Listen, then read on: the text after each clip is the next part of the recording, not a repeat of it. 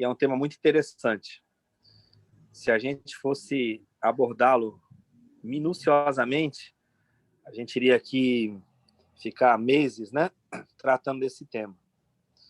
Eu dei o seguinte título para ele: Literatura Apócrifa, conhecendo os conteúdos aberrantes, complementares e alternativos. Então, assim, não se preocupem com essas definições agora de imediato, porque eu já preparei o material e ao final do estudo, como de costume, eu vou estar encaminhando lá para vocês no grupo. Primeira coisa que a gente tem que ter em vista é o seguinte: por que estudar esse tema se nós já temos os textos bíblicos? Se a gente já tem lá o texto que faz parte daquele conjunto que nós chamamos de Bíblia Sagrada. Por que voltar a esse assunto? É uma pergunta que as pessoas fazem. Eu quero só ficar com a Bíblia. É só a Escritura, só a Bíblia basta. Só que o ambiente da Bíblia é o ambiente da literatura. E essa literatura, que a gente chama de apócrifa, né? A gente vai ver o que é isso. Ela ajuda, ela coopera para o entendimento da própria Bíblia. Então, por isso que os teólogos se dedicam ao estudo desse material, porque eles contêm informações importantes para que a gente aprenda e fique mais próximo ainda da realidade do texto que nós consideramos como canônico, né, como inspirado, esse texto que tem nas nossas Bíblias. Então, vamos lá. Eu notei aqui alguns termos para a gente tratar logo no início, né, antes de entrar nesses apócrifos. Vamos lá. Eu botei assim, ó, tem uma frase que vocês vão ver lá no estudo que está assim: qual é a diferença entre livros canônicos, protocanônicos, deuterocanônicos e apócrifos? Então vamos lá. Passar rapidamente essas definições e essas definições estarão lá no material. Então, o que são livros canônicos? São os livros que constam da Bíblia Sagrada, que nós consideramos como os livros inspirados. Não vou entrar aqui ainda na questão da diferença entre protestante e católico no sentido desses livros. Eu vou falar de uma maneira geral, então. Então, a gente fala assim, o cânon da Bíblia, né? Os livros que entraram no cânon da Bíblia. Cânon vem de vara, de medir, né? Então, seriam os livros que foram considerados como inspirados. Então, esses livros, vamos pegar um exemplo, o Evangelho segundo Mateus. Ele é considerado um livro canônico, porque ele faz parte dos livros inspirados da Bíblia Sagrada. Outra definição é protocanônicos. Proto vem de primeiro, né? O que são os livros protocanônicos? São aqueles livros que eles, entre aspas, nunca tiveram dúvida acerca deles, acerca da sua inspiração. Então, eles já entraram direto no cânon da Bíblia. Quando fechou-se esse cânon, quando foi definido no concílio quais seriam os livros que ficariam na Bíblia, vamos chamar assim, esses livros eles nunca sofreram questionamentos ao ponto de não entrarem no cânon.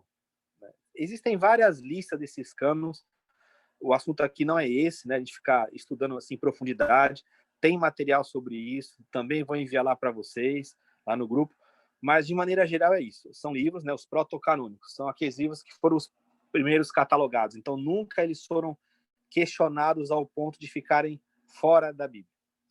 Aí vem os deuterocanônicos, e aqui a gente tem que ter uma diferenciação da questão católica e protestante. Por quê? Esses deuterocanônicos, no sentido geral da teologia, são aqueles que não constaram do cânon bíblico num primeiro momento, mas que depois eles passaram a constar. Ou seja, são aqueles livros, vamos chamar assim, os livros a mais da Bíblia católica não tem na Bíblia protestante. Tem lá uma relação de livros, né, cerca de 7 livros e outros trechos que constam da Bíblia católica, vamos chamar assim, de maneira bem resumida para vocês. É claro que existem vários tipos de Bíblias, né? Dentro das próprias Bíblias católicas tem diferenciação também de livros, como é o caso da Nova Teb, a tradução ecumênica da Bíblia. Mas, de uma maneira geral, é isso.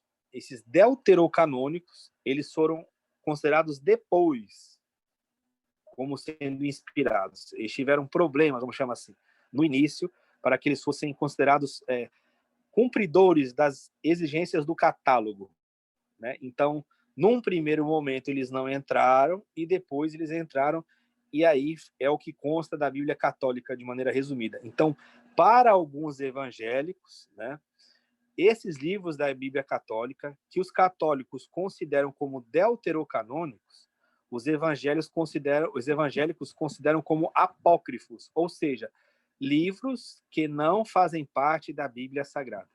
Ok? Então, vou repetir.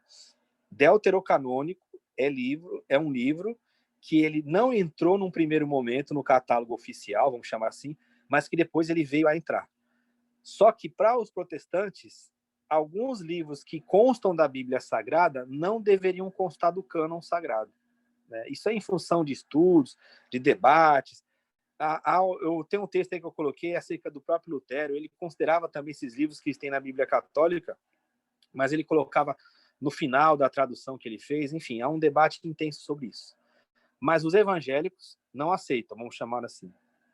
Então, para os protestantes, para os evangélicos, esses livros da Bíblia Católica são considerados como apócrifos, mas para os católicos não são considerados apócrifos. Então, o que vem ser os apócrifos? Os apócrifos são os livros que não são considerados como inspirados. Eles são os livros que não constam da Bíblia, vamos chamar assim. Agora, quais são esses tipos de livros apócrifos, que é nosso tema aqui, né? A literatura apócrifa. Que tipo que existe? Então, eu coloquei para vocês. Existe o tipo que é o aberrante, o tipo complementar e o tipo alternativo. Então, a gente tem uma série de listas. Como que a gente classifica isso? O que vem a ser esse conteúdo aberrante? Esse aberrante, ele é um texto que ele discorda totalmente da narrativa canônica que nós temos da Bíblia. Por exemplo, existem livros que tratam acerca da infância do Senhor Jesus. E lá consta, por exemplo, que Jesus era um menino briguento, era um menino que chegou a matar um passarinho, depois ressuscitou, que ele brincava com as crianças, aí machucava as crianças, daqui a pouco ele ia lá e curava. Então, são relatos que são considerados como aberrantes, mas eles existem.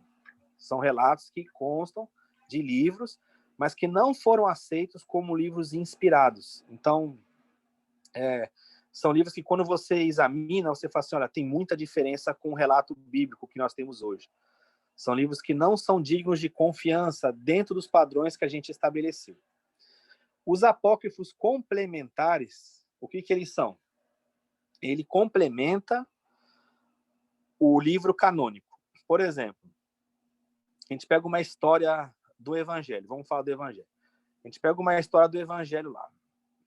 Vamos pegar qualquer história que você conhece. Por exemplo, o primeiro sinal que Jesus faz, quando ele transforma água em vinho. Um apócrifo complementar, ele vai estender a história, ele vai mostrar outros pontos que o canônico não mostrou, mas ele não desqualifica o relato canônico. Então, ele complementa. Por exemplo, ele chega lá e vai dizer que naquela festa houve dança, que naquela festa, quando Jesus transformou água em vinho, algumas pessoas sentaram com Jesus e começaram a conversar com ele. Então, são coisas que a gente pode até imaginar de uma maneira lógica, que não desqualifica o relato canônico, né? Então, a gente vai encontrar esses relatos. E esses relatos complementares, o que acontece? Ele serve de apoio para que a gente possa investigar o contexto imediato do texto. Então, ele vai servir, mesmo que a gente não considere como sendo um relato inspirado, mas nós consideramos como sendo um relato digno de estudo. Até mesmo o aberrante ele é digno. Por quê? A gente sabendo separar ali o que é fantasia do que é realidade, o que é difícil de acontecer, né? Porque você tem que ter muita especialidade técnica para você pegar um texto desse e você conhecer tipo os locais geográficos, os costumes da época. Então você pode absorver alguma coisa desses textos. Mas como o relato é muito aberrante, geralmente as pessoas desqualificam totalmente. Os biblistas não fazem isso, né? Então eles pegam um relato aberrante, ele considera junto do canônico e verifica aquilo que pode pegar. O complementar, ele pega e anota ali o que é de interessante para que possa ser utilizado num comentário bíblico, por exemplo. Então você pega lá um comentário bíblico e vai falar assim, segundo a tradição judaica, segundo alguns comentários, segundo algum material apócrifo, esse local era assim, assim, assado. Então, esses relatos complementares, eles têm essa finalidade. Agora, o terceiro tipo, que são os alternativos, Esse já é bem interessante. Por quê? Ele apresenta um cristianismo alternativo. O que é isso? Ele pega o relato canônico e ele apresenta uma história que ela não é aberrante, mas ela é diferente da história que nós temos no canônico, daquilo que se tornou oficial para nós. Então, é nesse tipo de apócrifo que surgem aquelas histórias que colocam muito em dúvida a fé cristã. Por quê? Eles não são relatos aberrantes. Eles apresentam até uma certa lógica. Só que essa lógica, se ela for válida, é um outro caminho de cristianismo que nós temos que seguir. Por exemplo, um relato que pode surgir num relato desse. A questão do pecado original.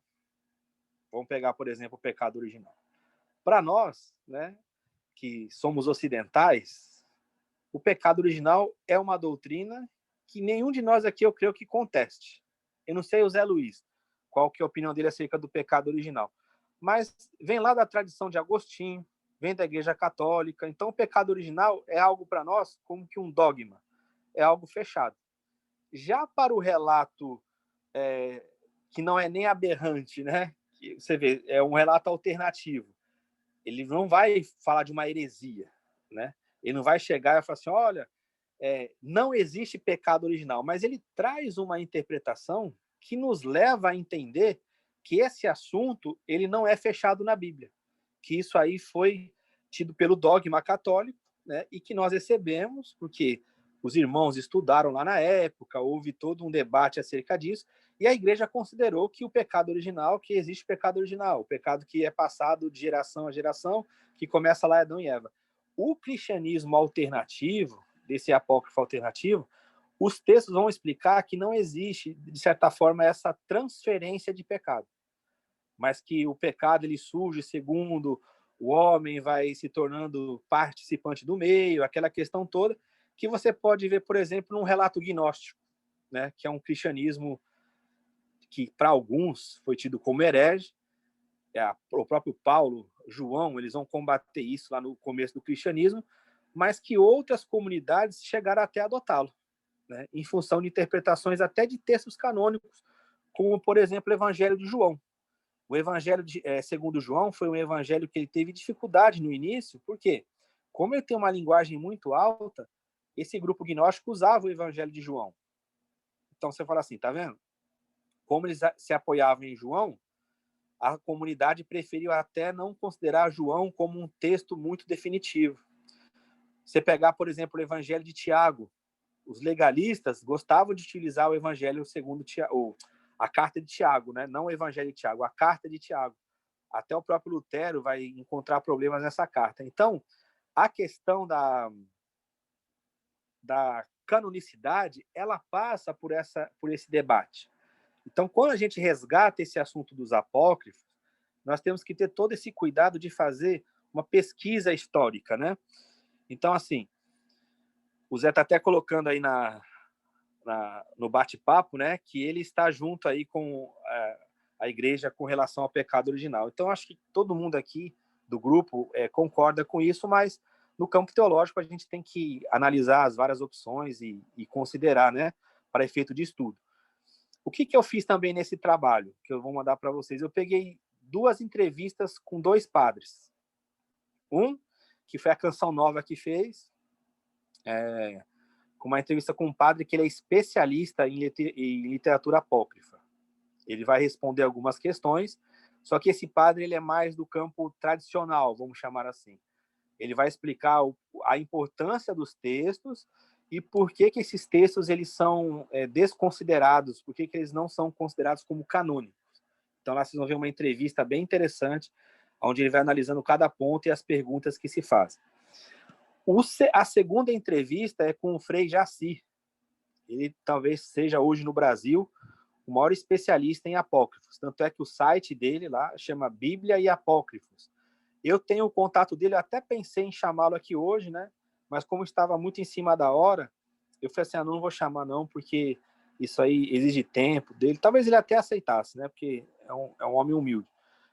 mas ele tem muito material também, e eu peguei uma entrevista dele, só que ele já é de um ponto que ele considera bastante esses escritos. Ele é um homem que faz uma pesquisa intensa, e ele fala assim, qual que é o benefício, né, de nós estudarmos esses textos? Então, abre muito um horizonte do conhecimento, abre muito uma questão de você ter habilidade para você responder as questões que são feitas, né? Como eu sempre cito, naquela época do Código da Vinci, tinha muitos irmãos que tinham até medo de ver o filme, né? Se perguntava assim, você assistiu o Código da Vinci? Aí eu falava assim, não, eu nem assisto, irmão, porque tem lá umas coisas que eu não concordo. Aí eu falava assim, mas quais coisas que você não concorda? Ah, lá tá falando de Jesus e Maria Madalena. Eu falei, mas você acha que isso vai impactar a sua fé se você assistir um filme? Ah, não vai impactar, mas eu não gosto de saber, porque não é o texto bíblico e tal. Então, muita gente naquela época se esquivou, né, das perguntas que surgiram com o lançamento desse filme. E eu lembro que, em função desse filme, foram lançados alguns livros, principalmente nos Estados Unidos, né, refutando o Código da Vinci, e esse assunto começou a fervilhar, né? Essa descoberta também dos manuscritos do Mar Morto, outros manuscritos que nós temos visto aí que estão surgindo, isso é muito interessante, porque eles ajudam a gente a entender aquele contexto da época. Então, assim, nesse trabalho também que vocês vão ver, eu estou com ele aqui no computador, eu peguei uma listagem completa dos livros, né? O Zé até colocou como a gente poderia trabalhar esse texto e é muito interessante. Por exemplo, tenho aqui, ó, Apócrifos do Antigo Testamento. Olha o nome dos livros que tem. Só alguns exemplos. A Vida de Adão e Eva, Apocalipse de Moisés, Assunção de Moisés, Caverna dos Tesouros, Epístola de Aristeas, Livro do Jubileu, Martírio de Isaías, Oráculos Sibilinos, Prece de Manassés, Primeiro Livro de Adão e Eva, enfim, são vários livros que nós temos hoje acesso, né? Testamento de Abraão, Testamento dos 12 Patriarcas. Então, são livros que são considerados apócrifos do Antigo Testamento, mas eles servem para nós como fator de pesquisa. No próprio Antigo Testamento, a gente já viu isso aqui um dia, em um dos estudos, o próprio Antigo Testamento ele cita alguns livros que não estão catalogados, como, por exemplo, essa narrativa está lá no livro da história dos reis de Israel, tal. E aí cita, né? No livro do profeta Jeú. Então, são livros que o próprio Antigo Testamento, ou o Primeiro Testamento, atesta a capacidade dele, né, de trazer informação, de servir para o texto, mas que não foi considerado como canônico. Então, são questões bem interessantes. O próprio texto bíblico chama outros textos, né, dá o testemunho deles, mas esses livros se perderam aí no meio do caminho. Novo Testamento, alguns apócrifos, né? A gente tem os evangelhos da infância, o proto-evangelho de Tiago, a história de José o carpinteiro, a vida de João Batista, evangelho armênio da infância de Jesus, tem vários outros. Versões rivais dos evangelhos canônicos, né? O evangelho de Marcião, esse aí contestava alguns livros do Novo Testamento, evangelho de Mane, evangelho de Apeles, lembra desse Apeles? O nome dele só aparece uma vez na Bíblia, está lá em Romanos 16, verso 10. Paulo fala assim, saudai Apeles, aprovado em Cristo. Evangelho de Basilides, evangelho de Cerinto, esse aí foi bem contestado na época, o evangelho de Tomé, esse é um dos evangelhos que é bem falado hoje em dia, né? Tem os evangelhos da paixão, que é a declaração de José de Arimateia, evangelho de Pedro, relato de Pilatos a Cláudio, cura de Tibério, são vários materiais. Tem os diálogos com Jesus, só para vocês verem como que o material é extenso.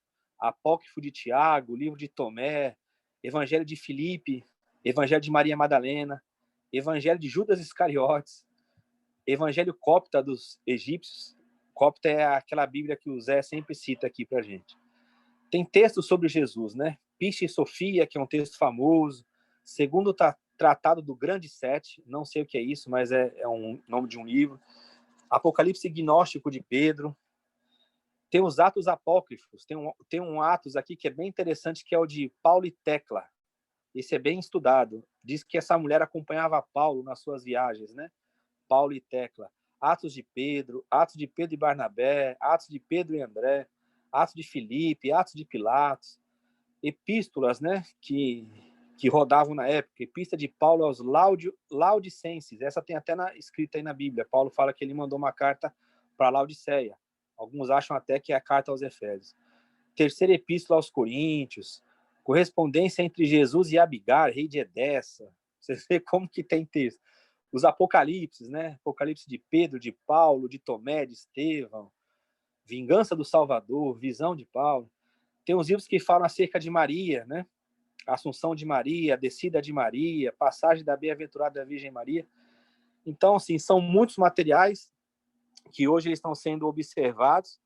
Eles servem muito para a nossa base de estudo, para conhecer todo aquele contexto do primeiro século e para nós verificarmos também as questões da tradição, né? Da onde que vem os relatos da tradição. A tradição ela não pega uma coisa do imaginário do nada.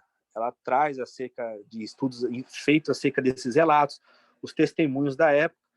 Então, assim, irmãos, é um campo muito vasto. Se a gente fosse ver detalhes aqui, a gente ia ficar meses e meses, como o Zé falou, né? É muito material para a gente analisar. E aqui eu vejo que é uma questão introdutória. Esse material que eu preparei para vocês aí tem um detalhamento maior. Eu sugiro que vocês vejam com atenção essas duas entrevistas com esses padres. São entrevistas assim que vocês vão absorver bastante conhecimento, vai abrir um pouco a mente acerca de onde que vem essas histórias, né? Que, por exemplo, a Igreja Católica assumiu como dogma. Ela vem desses relatos e é interessante. São coisas que vão ajudando a gente a entender até passagens mesmo do Evangelho, né? Algumas frases que para nós elas são difíceis de entender. Quando a gente pega esse material, a gente vê o contexto e vê que é uma fala comum da época, né? O Evangelho ele foi escrito não para dificultar, mas para facilitar o entendimento das comunidades, só que eles tinham uma linguagem própria. E a gente tem aprendido muito aí através desses materiais. Tá legal? Passar aí para o irmão Isaías. Amém. Poxa, Ailton, que legal, que legal. Eu já estou aqui com... Hoje eu não estou com 250 perguntas, não, mas umas 120 por aí eu estou. Mas eu vou ser humilde e vou perguntar duas diretas para você. Certo. Muito legal. Vamos lá. Qual a importância... Vou tentar ser bem transparente na pergunta. Qual a importância para Deus? Qual a importância para Deus desses homens que foi na Septuaginta, né? Que sentaram e escolheram o que era verdadeiro para eles e o que era, entre aspas, não tão verdadeiros, e instituíram em 66. Qual era a espiritualidade? Tem como nós sabermos se ali tinham ímpios no meio, se eram estudiosos, se eram homens espirituais, e escolheram a Bíblia, o Biblos, como nós costumamos dizer, o conjunto de livros. Primeira pergunta. Segunda pergunta. Não, vou ficar só nessa. Depois, se não aparecer outra pergunta, eu faço as 124 que eu tenho, 115 que eu tenho. Fique à vontade para responder, por favor. Então, tem dois fatores aí, né? O fechamento do que a gente chama de Antigo Testamento ou Primeiro Testamento, que ele foi lá nos anos 70 na nossa era, né? Lá em Jâmia. Então, um grupo lá de rabinos, eles vão verificar essa questão do fechamento. Não tem nada a ver com a fé cristã isso. Isso aí é uma questão deles lá. E depois o Novo Testamento através dos concílios da igreja, né? Uhum. Onde eles vão discutindo, e aí sim entra toda essa questão que você falou de até pessoas que não eram cristãs estarem lá, até por causa de ordenamentos, né? Como ordenamentos imperiais.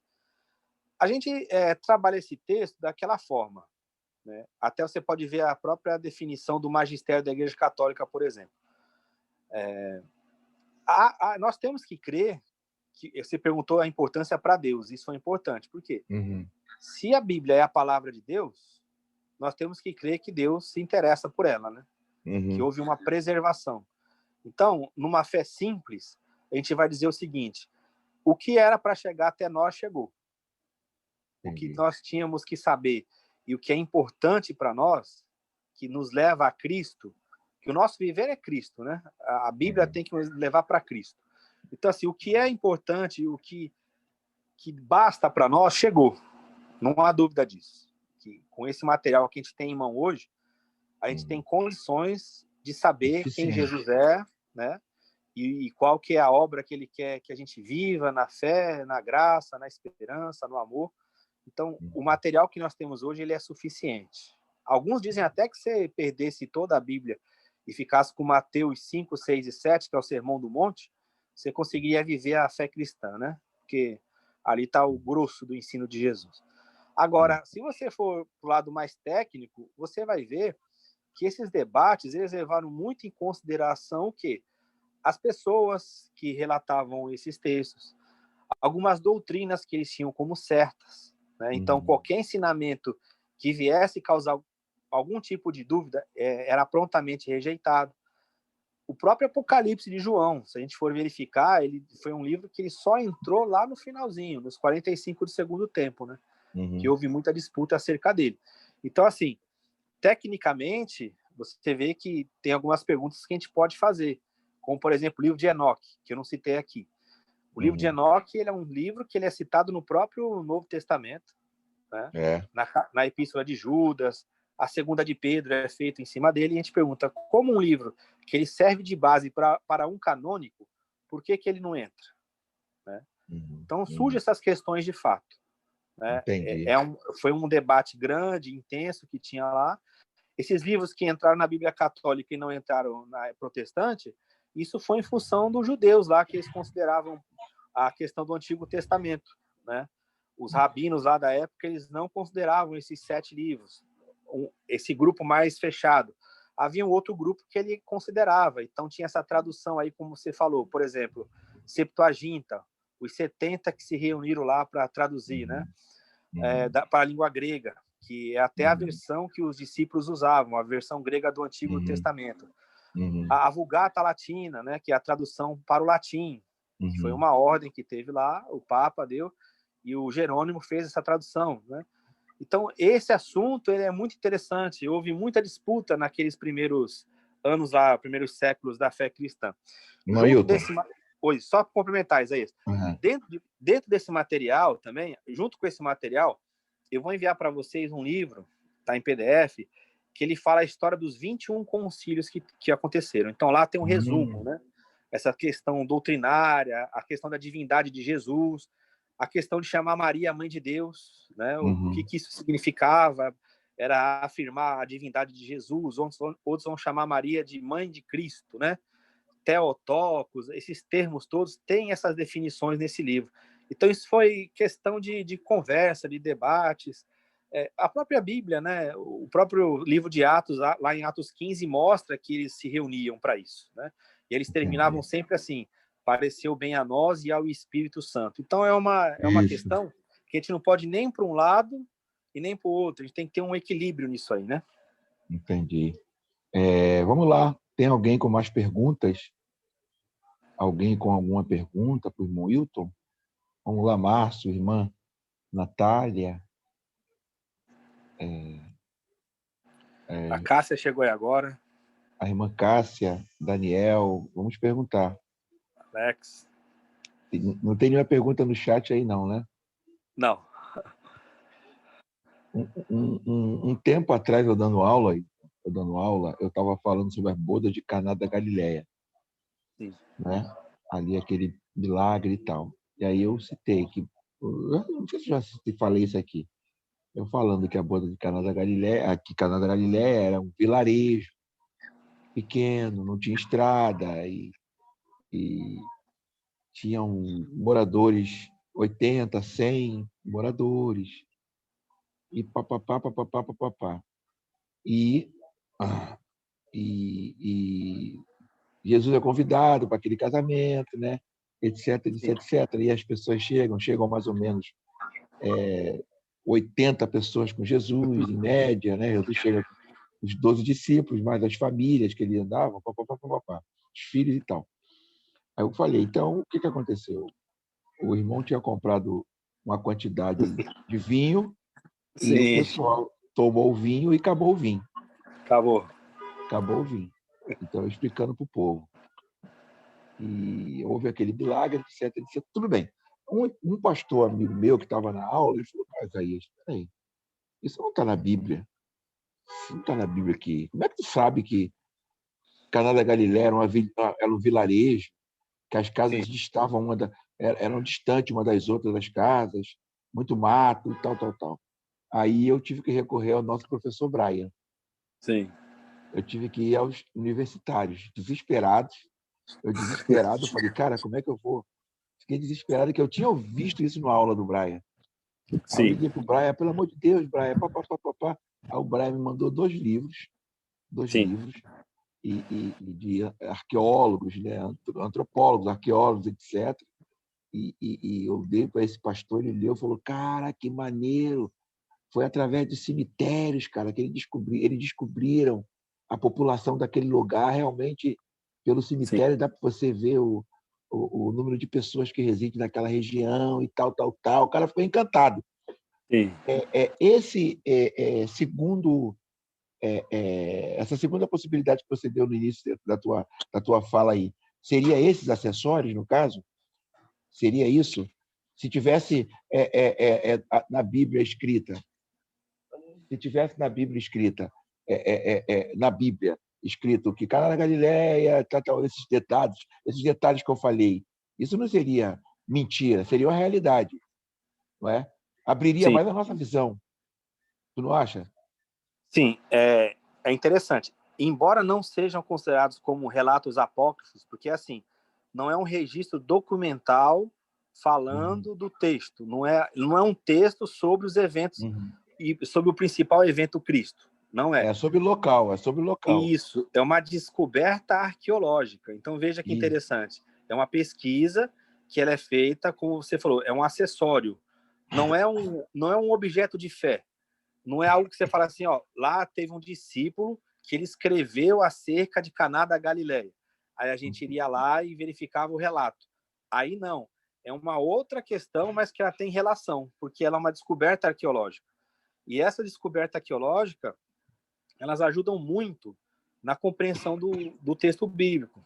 Como você falou, Caná da Galileia era um local muito pequeno, né? As pessoas até, alguns teólogos falam assim, o motivo de ter acabado o vinho foi Jesus, Uhum. porque Jesus levou o pessoal e aí Maria vai falar com ele, né? A mãe dele vai falar com ele. Aí você fala, por que a mãe dele iria falar com ele, né? Porque Uhum. que ele não fez sinal ainda, mas por quê? Porque ele era o responsável, né? Então, Uhum. clareia o texto bíblico. O Zé até colocou aí no chat, né? Que são ferramentas de exegese bíblica, exatamente.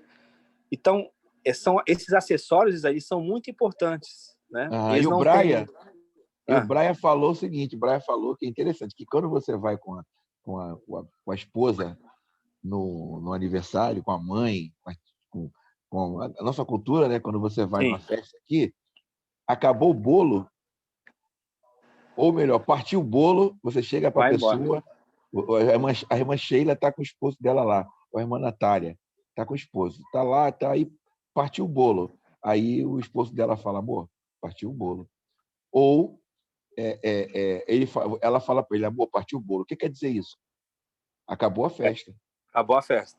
Exatamente. E Maria, naquele contexto, o Brian é muito inteligente, né, Wilton?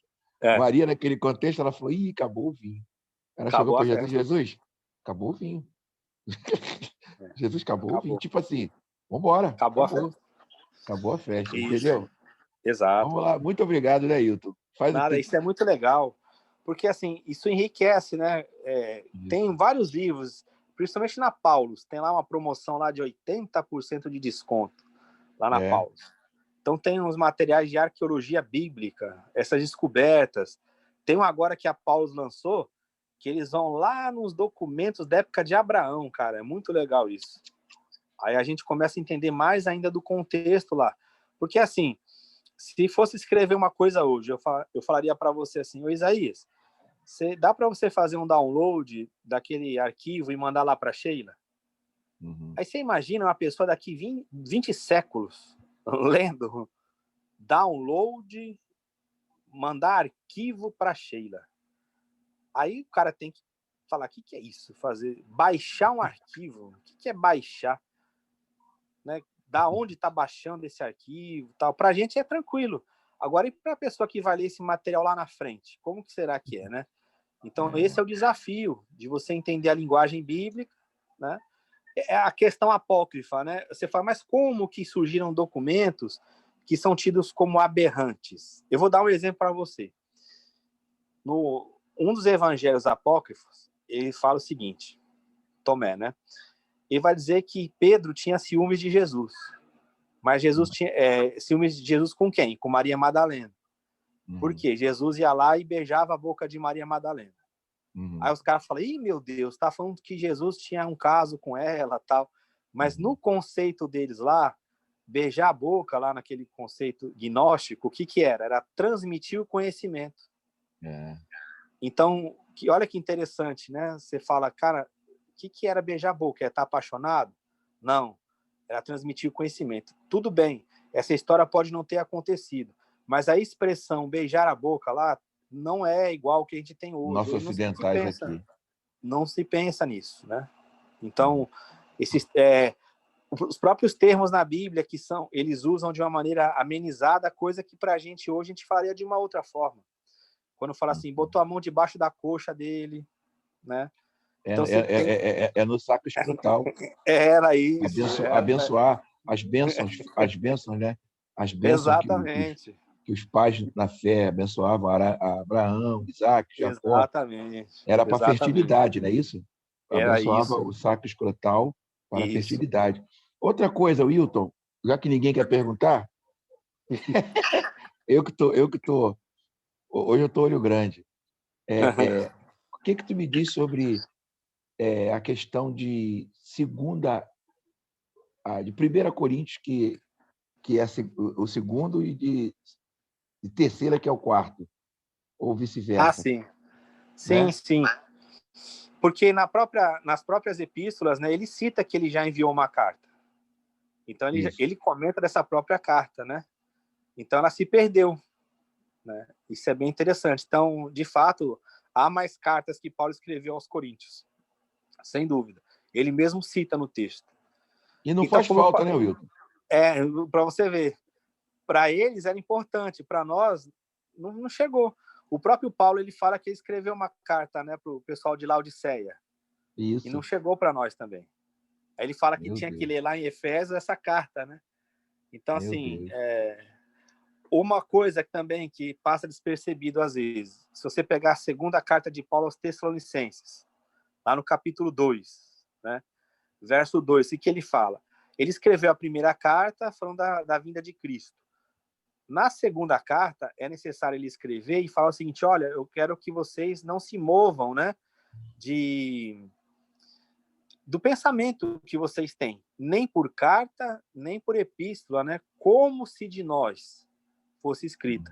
O que ele está falando? Que alguém escreveu a carta em nome de Paulo e enviou para a comunidade. Só que aquela carta tinha um conteúdo contrário ao que da primeira epístola. Aí você fala que absurdo, alguém falsificou o nome de Paulo. Mas não era um costume da época, as escolas faziam isso. Por isso que você pegar, por exemplo, alguns comentários, o Zé conhece lá, o pessoal do Carlos Mesters, o pessoal lá do SEB, do Rio Grande do Sul, você pegar alguns comentários bíblicos deles, eles vão chamar algumas cartas de deuteropaulinas. Aí você fala assim, o que é isso? São cartas que são atribuídas a Paulo, mas foram escritas pela escola paulina, por discípulos de Paulo. Eles citam, como por exemplo, a carta aos Efésios. Eles vão dizer que aquilo ali é uma carta, segundo os relatos de Paulo, mas não foi escrita diretamente por Paulo, já é uma carta da segunda geração. São questões teológicas, só para vocês verem que existia essa questão de alguém escrevendo o nome de outro, né? Como um discípulo, um aluno escrevia lá. A própria questão do Pentateuco, hoje eu mandei lá no grupo, né? Um estudo sobre o Pentateuco. O Pentateuco não é um bloco escrito todo por Moisés. Ele é atribuído a Moisés. Tem um Pentateuco que ele fala da própria morte de Moisés. Não teria como Moisés escrever como é que ele morreu, né? Então, assim, é muito legal essa questão da escrita, como que era feita e essas atribuições que se davam. O Gênesis não foi escrito no momento lá que Adão e Eva vieram a existir, né? Eles foram escritos depois, segundo a tradição, segundo a oralidade. Então é bem interessante isso. Amém. Vamos lá, gente. Vamos perguntar. Tem uma pergunta aí interessante aí. Ó. Isso. Isso, a pergunta dele é interessante. Cantares. Sobre Cantares, né? E são Isso. livros que... Cantares e Esté são livros que não citam o nome de Deus, não é isso?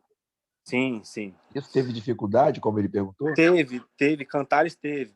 Teve dificuldade, sim. Até o ponto lá de um rabino, eu não lembro o nome dele, ele tem que afirmar que o Cantares era o livro mais santo que existia, né? Que era o santo dos santos da Bíblia. Porque era uma linguagem totalmente erotizada e algumas pessoas tinham dificuldade. No ambiente judaico teve essa formulação. E lá na frente, né, houve muito repúdio acerca desse livro. E aí teve que se fazer o quê? Enxergá-lo apenas como uma relação entre Deus e a humanidade, né? Entre Deus e Israel e entre Jesus e a igreja. Porque se você observar a linguagem, e ainda ela foge muito na língua portuguesa, porque o hebraico é mais forte, ela é um poema ali, uma linguagem totalmente erotizada mesmo, onde tem expressões ali bem fortes, né? E Uma aí fala assim, relação, né? nossa, Tem uma relação entre o homem e a mulher. uma relação quente, forte, né? E aí fala assim, como é que um livro desse pode estar na Bíblia, como se o sexo fosse algo que Deus abominasse, né? Então, os mais, não vou falar puritanos, porque é discriminação com os puritanos, mas os mais pudicos, né? Fala assim, como que pode um livro que fala de sexo tá na Bíblia, Jesus, Deus perdoa. Mas não tinha problema algum, porque o judeu ele falava claramente sobre isso. Você pega os textos bíblicos, eles usam expressões fortes, né? Só assim, e o homem foi lá e entrou a mulher e rasgou a mulher. Então, assim, eles não tinham essa coisa que veio do ramo ocidental. Os ocidentais são mais pudicos com relação a isso. Então, para a gente, tem gente que, igual aquela dona Bela lá do Escolhendo do Professor Raimundo, né? Seu imoral! Aí fala, não, mas isso é o termo que está lá, né? É só saber ler dentro do contexto da época. Então, Cantares teve um debate, sim, sobre Cantares. E fora as questões que... Nós não vamos entrar aqui nessa questão, mas a questão do embranquecimento, né? O embranquecimento, né? Sem a questão dúvida. Tu és negra, né? Eles chamam a igreja de Israel negra. começou negra. Israel era negra. Era negra. Só que lá está morena, Morena. porém bela. E outras coisas mais. Vamos deixar isso para lá. Morena queimada do sol. Já Então, pensou você falar para sua esposa hoje, olha essa questão da expressão idiomática, né? Lá um hebraísmo. Você falar assim, olha, minha querida Sheila, o Denis falou para ela, eu te comparo com as éguas do carro de Faraó. Ela joga uma faca nele. Égua é a mãe, né? Boto ele para dormir com Bob. Com Bob. Mas era um baita elogio na época, né? Era um Misericórdia. Mas vamos lá, alguém tem mais perguntas aí? A irmã Natália, sua amiga, fica quietinha, irmã Sheila. Ela está só observando. O irmão Daniel também está bem quietinho. O Alex hoje está quieto. O irmão Alex está quietinho.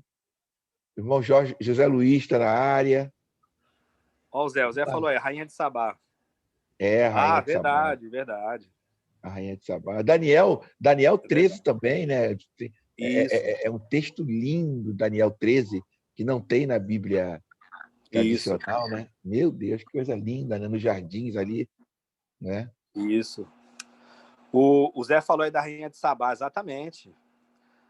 Exatamente. Não era o padrão europeu, né, de beleza. Não era nada disso. As mulheres belas da Bíblia eram outro tipo. Exatamente. Era tipo a Naomi Campbell, né? Exatamente. E o interessante é que isso foi ocultado há muito tempo, né? Depois da questão, foi ocultado há muito tempo. E hoje ainda causa escândalo, né? Hoje causa escândalo você enegrecer, usar esse termo, né? Enegrecer as figuras bíblicas causa um escândalo enorme. Mas nós sabemos as razões que só Jesus que tem misericórdia. Vamos lá, gente. Vamos perguntar ao irmão Hilton aí, porque o Daniel está aí, ó. Daniel, adorei. Graças a paz, amados. Amém, Daniel. Ô, meu querido, graças a paz, tudo bom? Graças a paz, amados do grupo aí da aula. Prazer em rever aí Alexandre Geraldo, ainda que não esteja vendo, mas revendo aí. Recebo muito material do Alexandre Geraldo aí para Isso. nossa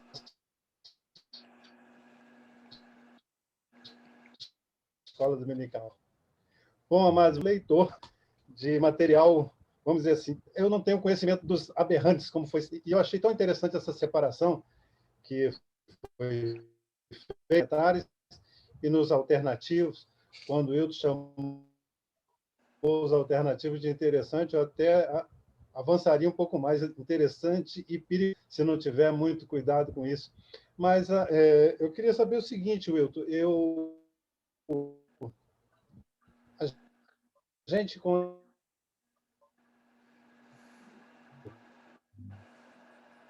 Está quando pega congelando, o irmão material Daniel. de Flávio José, Irmão Daniel, está congelando. Se o irmão puder tirar É. sua imagem, só falar, talvez melhore. Tira a sua imagem e só e deixa o microfone só aberto. Talvez Sim. melhore. Exato. Congelou. Poxa, que pena. E ele ia a Flávio José. Isso, irmão Daniel, isso. Não, é só Abre o tirar a imagem microfone e tira a microfone. imagem. Isso. Abre o microfone e tira a imagem. Vamos ver se melhora.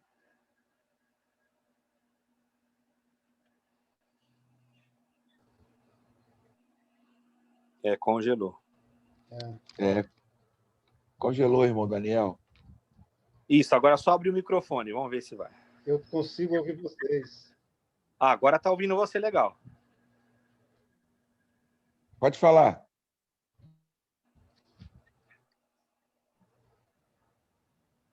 Então, vamos lá. A pergunta que eu ia fazer, o de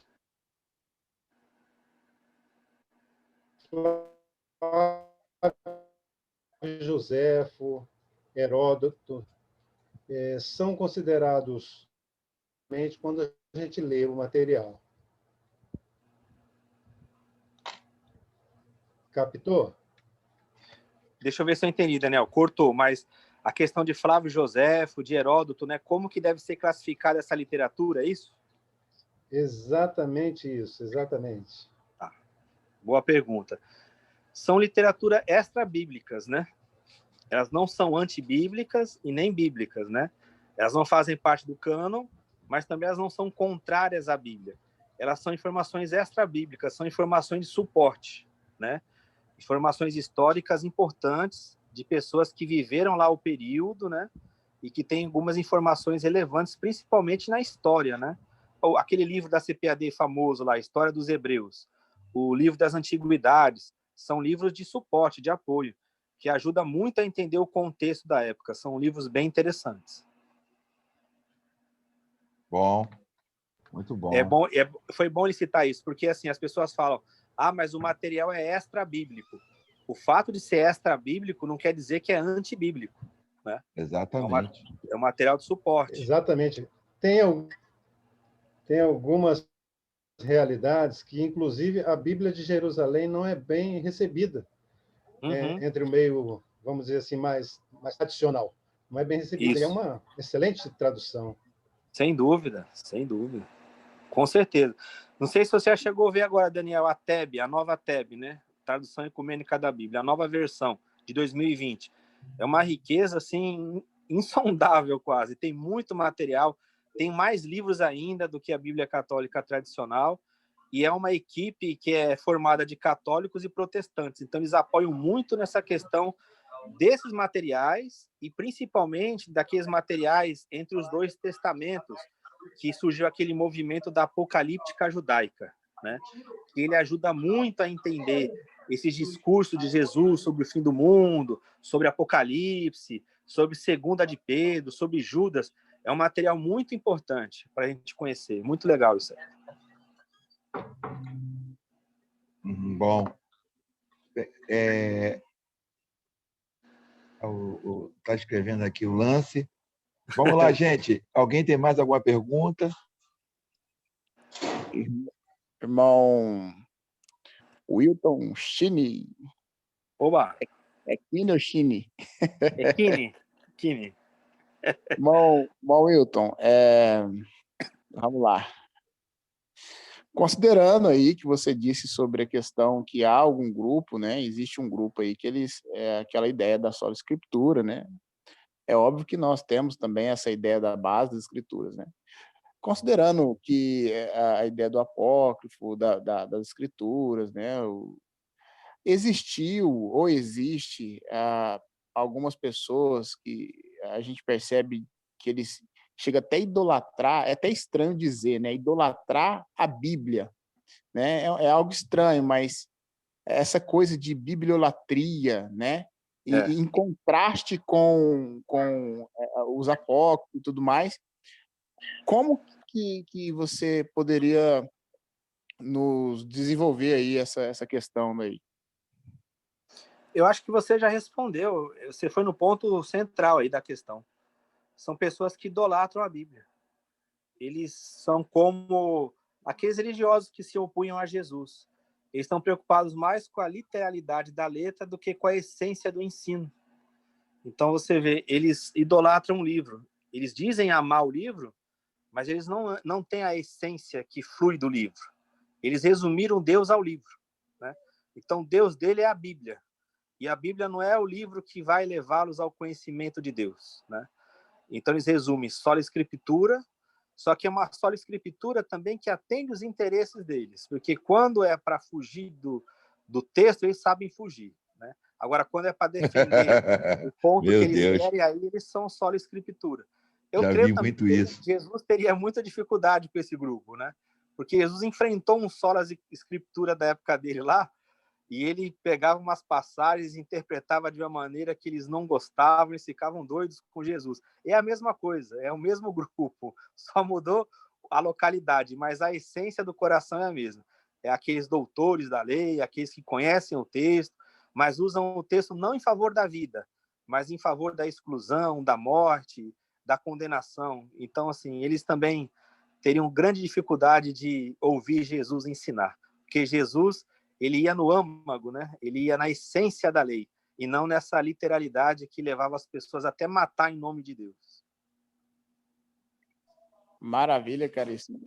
É até estranho, né? Que, rapaz, eles queriam dar um desperto com Jesus, né? Até porque eles não conheciam também, assim, Jesus, como nós o conhecemos hoje, né? Isso. A gente percebe que até aquelas vezes que eles chegavam em Jesus falavam, ô bom mestre, né? Quem é o meu próximo, né? Como que se eles não soubessem, né? Ou talvez não soubessem também, né? Mas Exato. Maravilha. É a mesma coisa, É interessante, Wilton. Eu participo de cada grupo aqui, irmão Francésio, no Zap, que é assustador. É assustador o farisaísmo de certas pessoas. Ele é só a escritura. Mas, irmão, não. Se fosse um homem desse ali na questão daquela da filha do centurião romano ali, a menina ia morrer. Você vai tocar nessa menina na Bíblia está escrito para não tocar nela. Jesus se lixou. Jesus tocou o sábado, no né? Eles condenavam o sábado. Eu vou falar uma coisa que vai escandalizar, né? Vai escandalizar. Mas é a mesma coisa que esses grupos fazem. Ele vê lá o irmão lá que não tem conhecimento, né? Na visão deles. O irmão simples vai lá e ora pela pessoa e faz aquela oração toda atrapalhada, impõe as mãos sobre a pessoa, ora em línguas lá e a pessoa é curada. Aí eles vêm os doutores da lei. Não, mas não é assim que tem que orar. Não é assim que é feito. Mas, rapaz, a pessoa foi curada. Até o diabo cura. Aí não adianta. É que nem falavam para Jesus. É assustador mesmo. Igual o irmão Isaías disse. Eu também eu participei de alguns grupos que a gente vê um extremo, né? Eles estão em um extremo do conhecimento. Eles escondem atrás das escrituras, usam ela como a soberania, né? Em defesa, como o irmão Wilton disse, da linha de pensamento que eles acreditam. Exato. Né? E eles vão fazendo do candidato deles, e vai assim, vai embora. O Francérgio, eles têm uma linha teológica, uma caixinha, aí eles têm que encaixar tudo naquela caixinha. Tudo que não for daquela caixinha é heresia. Né? É isso mesmo, pode queimar em praça pública. E o Pode. incrível, não, o mais incrível... Que já queimaram, né?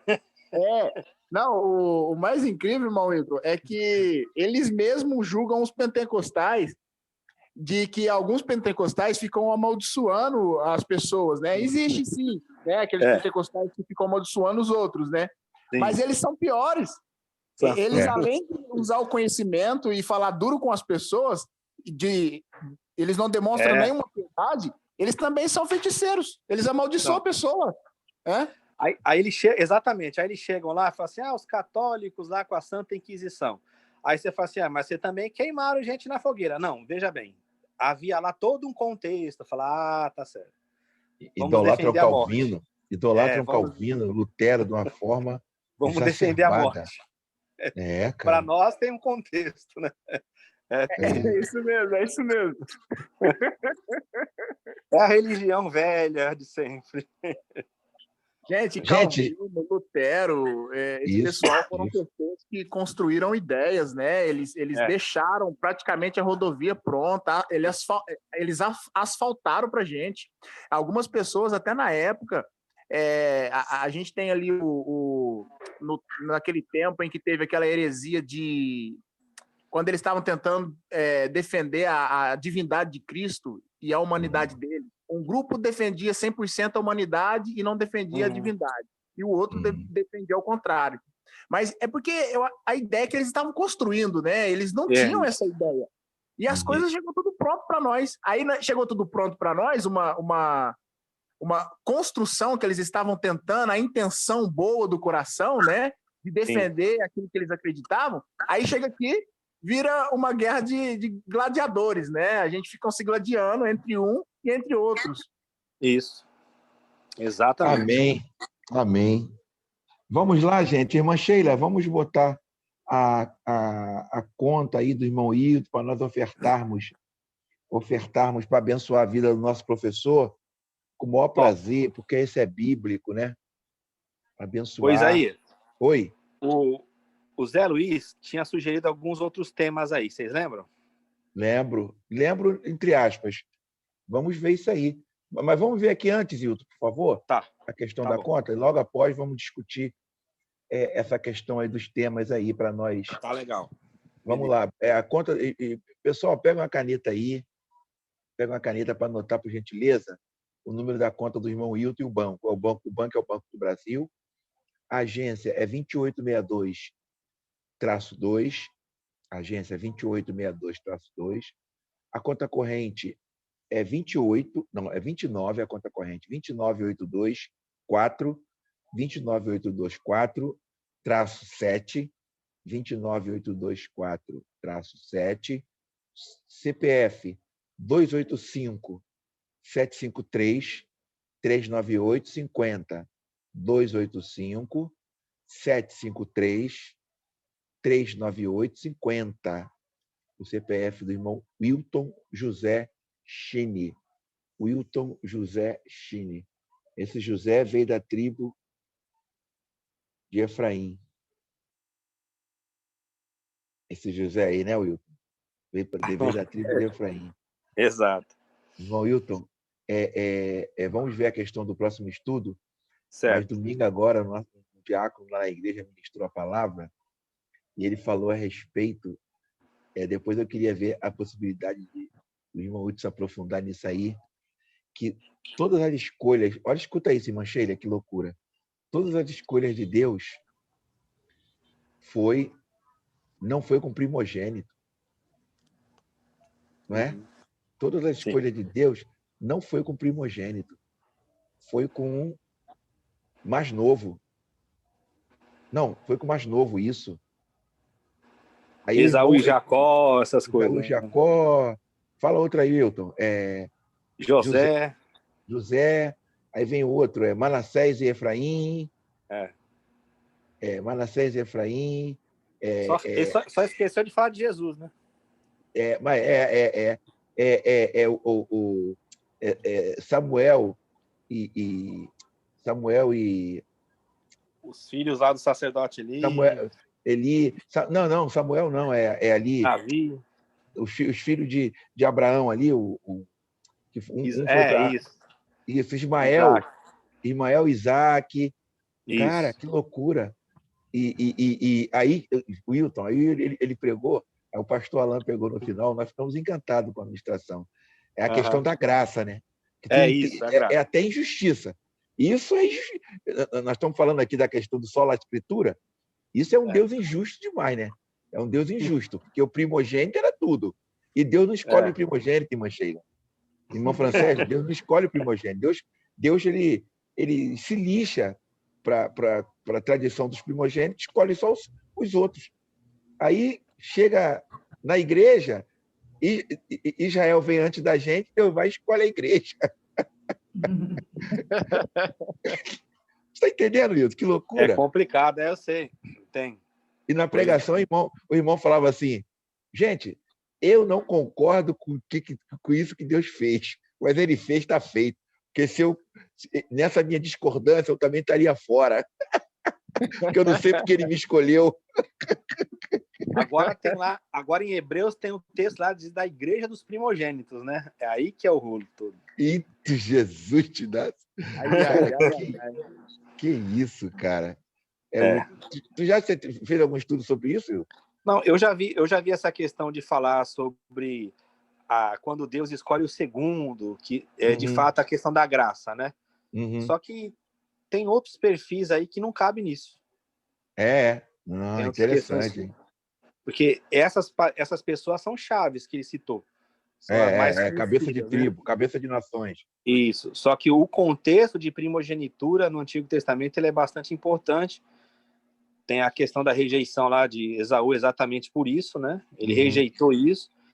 Mas depois você vê lá em Hebreus quando fala da igreja dos primogênitos. Tá. Gente, vamos lá. Já pegamos já anotamos uma forma de abençoarmos nosso professor. E temos agora que fazer a escolha para o próximo.